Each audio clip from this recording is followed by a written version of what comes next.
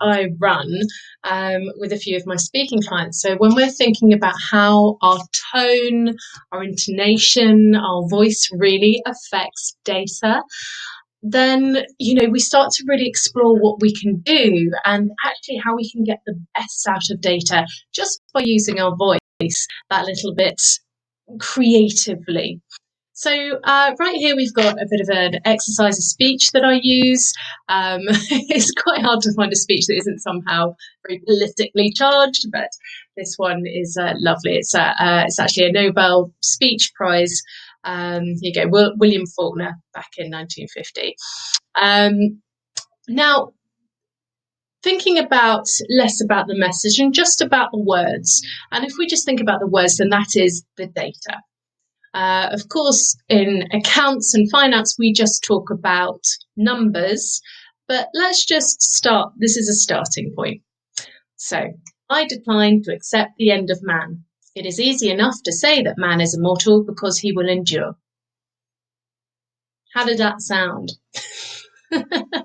These are powerful words. This is really powerful. In fact, this whole first paragraph is actually one tirade, a sentence of passion and enthusiasm. But that was just said on a very flat line. So there are 3 P's, the 3 P's of speaking. And that is pitch, pace, and pause, which you might have heard me talk about before.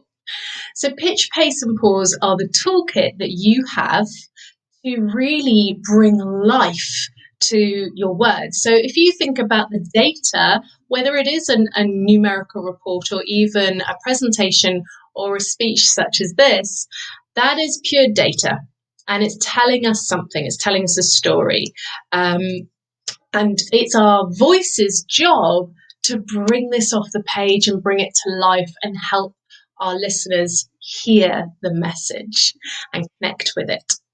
So think more of your voice as you have a range. So if we think about pitch, you have a range that your voice covers from low notes to high notes, just like any musical instrument. And in the same way is that you've got pace, which means you can be really enthusiastic or maybe really slow it down. So you've got a range of speed that really helps with that emotional connection and gives us a bit more information in the brain as to what we should be feeling about it. And a pause. A pause is a fantastic break. We don't need to speak the whole time. In fact, we are so scared of silence, and it actually can really be the best thing to draw your audience in because you're actually inviting them in with that silence. They want to fill the gap. Okay, so let's have a bit of play with pitch, the first one of this first part of this first part here. I decline to accept the end of man. It is easy enough to say that man is immortal because he will endure. How does that sound compared to the first time I said it? I'm just playing around here, but it's starting to have a little bit more energy, a bit more emphasis on how I'm feeling about the words I'm saying. Okay, so now we go for pitch.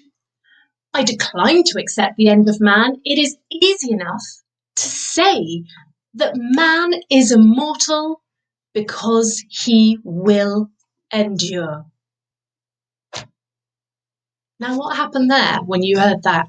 How did you feel? How did that sound? Love to know your thoughts. Okay, the last one, pause.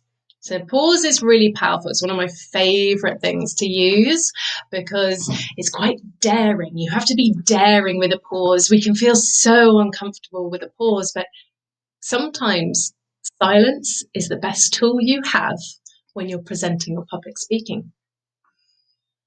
I decline to accept the end of man. It is easy enough to say that a man is immortal because he will endure.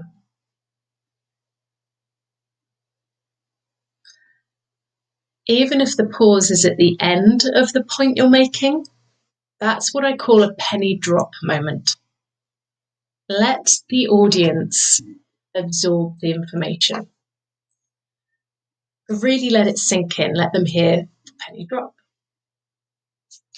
So that is my very quick masterclass on just how you can change up data to make it really hit home.